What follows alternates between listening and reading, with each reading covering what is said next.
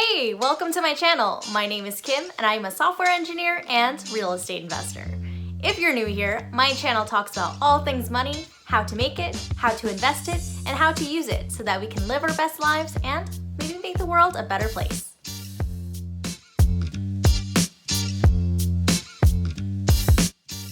In today's video, I'm going to be going over our January budget.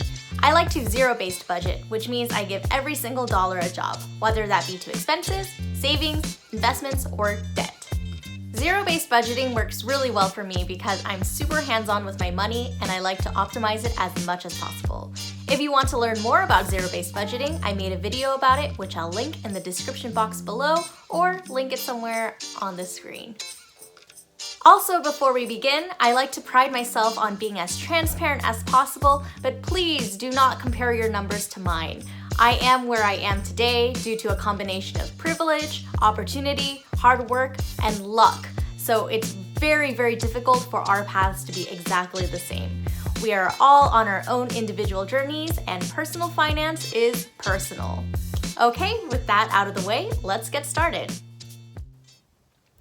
So this is our budgeting spreadsheet, and like I said, we zero-based budget, so that means every single dollar that we earn in income, we divvy it out and give it a job. So those categories are taxes, expenses, savings, investment, and debt payment.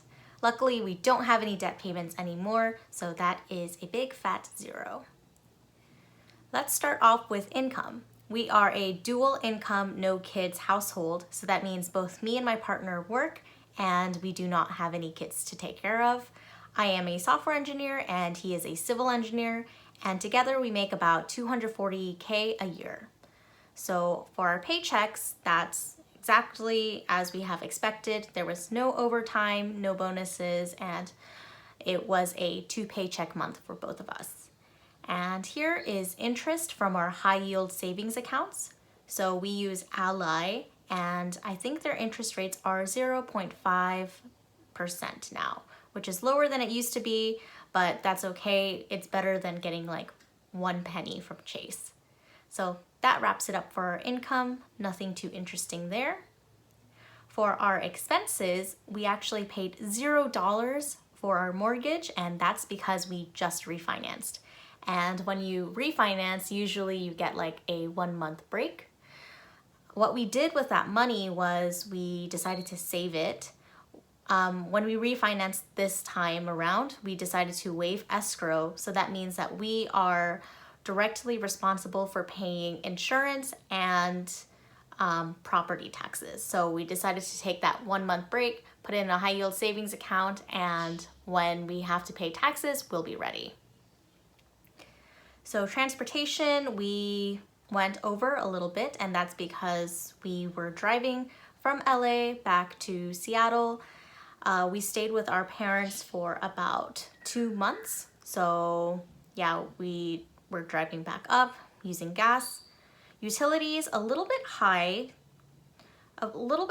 than we have expected, but I just checked our usage and it's nothing weird. So I think this is probably just because our electricity bill is a little bit weird and it kind of charges for a month and a half. So yeah, I think this is normal. Internet is $60. We're on a contract. Groceries is a little bit over, but if you ask my husband, he's gonna say it's because I didn't separate the check or the receipt enough and that there were other things. So let's just say we were under budget for the groceries. This is our family section, and we pay for our parents' internet and phone bills. Health, I bought contacts, but it will be paid by insurance, so I'll be getting the money back. Nothing for car maintenance, and we had to pay for HOA dues this month. This is for a whole year, so I think our HOA dues are $425 for a whole year. I know some places are $425 a month, so I think this is pretty good. There are a few other things grouped into this category as well. For education, I bought a real estate ebook to support my friend, First Gen Money Musings. So if you haven't checked her YouTube out, I highly recommend it. Pets, nothing this month. Insurance, this is health, vision, dental, all of that. Legal, I just pay for my company's legal program, so if I ever get a speeding ticket or something, I can have access to those lawyers. Entertainment subscriptions, this is Netflix, Hulu, Spotify, and I think, yeah, this is pretty normal. Gym, this is a little bit high, and that's because we bought tennis rackets, badminton set, climbing gym membership, gym mats, all of that. And yeah, while we were at home, we got really into badminton, so we bought a set. And when we're up here, we're like, wait, if it's windy, we can't play badminton, so we should just buy tennis rackets and play tennis when it's windy. This will all be reimbursed because my company has a fitness program. So anything that has anything to do with fitness, you can reimburse yourself. Let's see, miscellaneous charges. Okay, this is just like buying charging cables and other random things for the house. My partner really likes to play this one game and I hate it so much. It's called Young Heroes, and he buys like items or whatever. So I'll spare you the details. But no, most of this is just like the charging blocks and cables. Charity, we were $7 short. That's okay, we can make it up next month. And what's interesting about the charity portion is that this is the first year we're going to be contributing to a donor advised fund.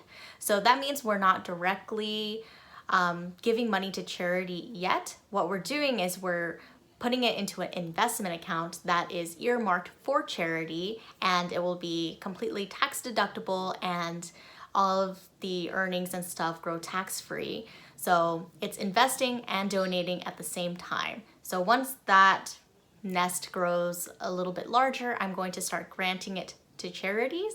And yeah, I'm very excited about this because as I was doing taxes, I had to list out like, I don't know, dozens of individual charities that I donated to, but by doing it this way, you don't have to keep track. It's tax deductible right when you contribute to that account. Travel, $0. Eating out, we went a little bit over, but I think that's pretty good considering that we treat out our family a lot. Gifts, yeah, this is just family gifts. We bought most of it in December, but it gets charged in January, so I copy all the expenses from Mint, so I don't really like to do it every day, so I just go based on whatever is in Mint, and it says that it was charged on January 1st. So that's why it's part of our January budget. And business, I bought an app to make the iPhone camera better for filming.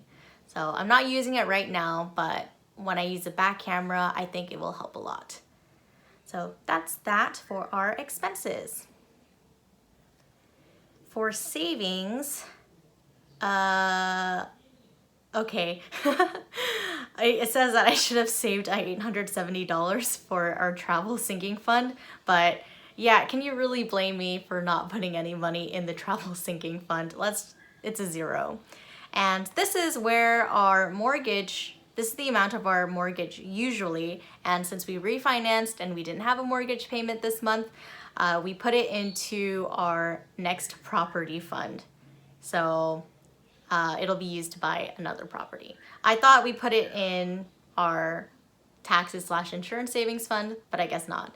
So yep, this is where we put it, and just a few $100s to our emergency fund. I think both of our jobs are pretty secure right now, and I think we're comfortable with our emergency fund, so we're not going to contribute to it that much. Okay, so for my 401k, I am right on the dot. Vincent's is a little bit lower, and I must have budgeted based on his overtime hours, so it's a little bit lower, that's fine.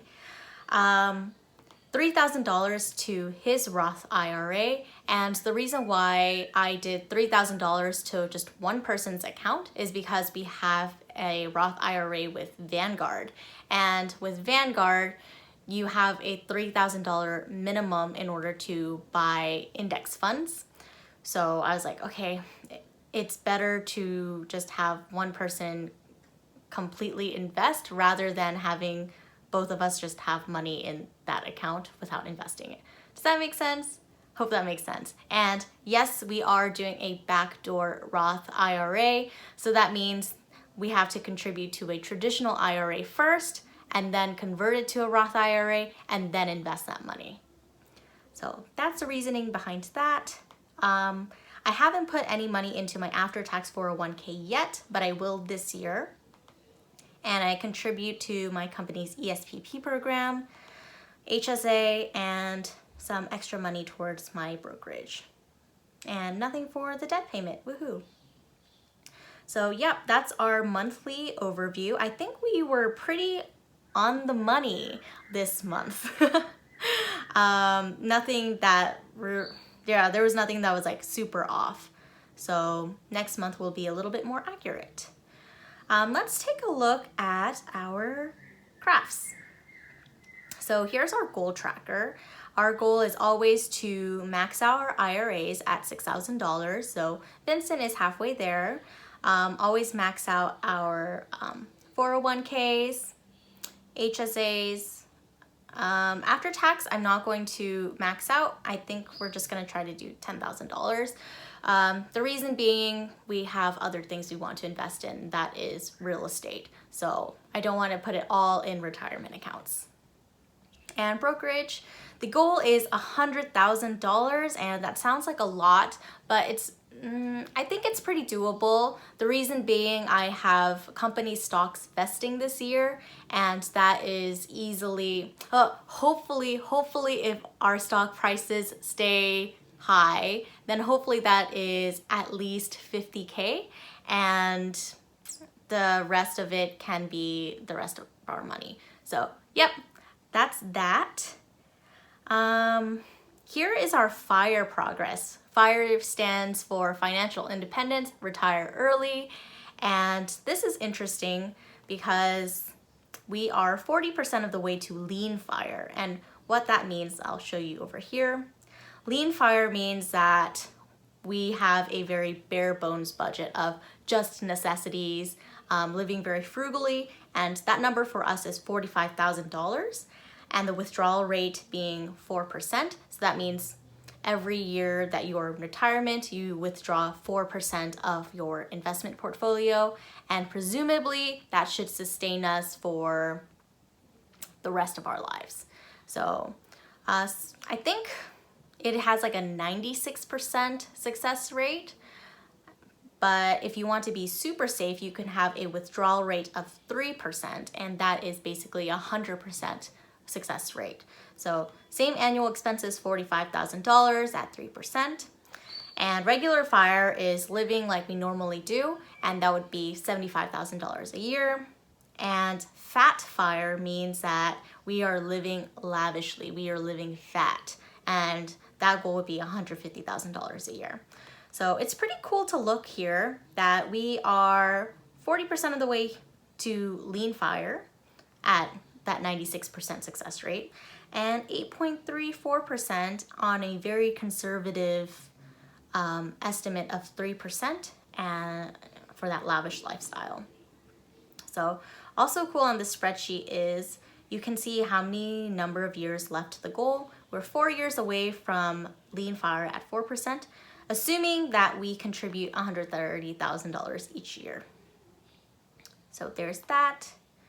And active versus passive income, I want to be a little bit more cognizant of how much of our income is passive versus active. And yeah, as you can see right now, it's like 99.4% active and 0.6% passive. So this graph is considering the interest and also our rental income. The rental income actually hit our bank accounts in February, but this graph is like year to date, so here's a little sneak peek of next month. Yep, I would like to see it 50-50 and later on just like 100% passive income. That would be awesome. And here is our overall money distribution post-tax. So 14.3% to discretionary expenses, 14.7% to necessary expenses, and the rest towards investing and savings. So very happy about that.